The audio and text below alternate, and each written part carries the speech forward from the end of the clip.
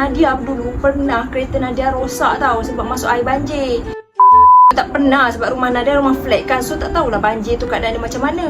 So Nadia macam terfikir juga kenapa orang alih-alih kereta Mula aku tak tahu, aku nak bagi tahu pada yang tak tahu pada korang yang dah tahu tu diam-diam je. Jangan nak komen-komen. Lu tu kau tak tahu kalau kereta masuk air rosak. Tak payah nak cakap aku sebab aku tak pernah lagi mengalami perkara tu. 22 rasanya. 2021, 22 macam tu Nadia tengah mengandung tau. Tengah mengandung anak yang nombor 2. Dah perut lagi lah anak tu kan. So Nadia nak bawa anak sulung Nadia tu pergi rumah mak Nadia lah sebab Nadia nak pergi kerja kan. So jauh jugalah perjalanan. Dalam perjalanan rumah Nadia ke rumah mak Nadia tu, di tengah-tengah bandar tu kat Kuantan tu banjir.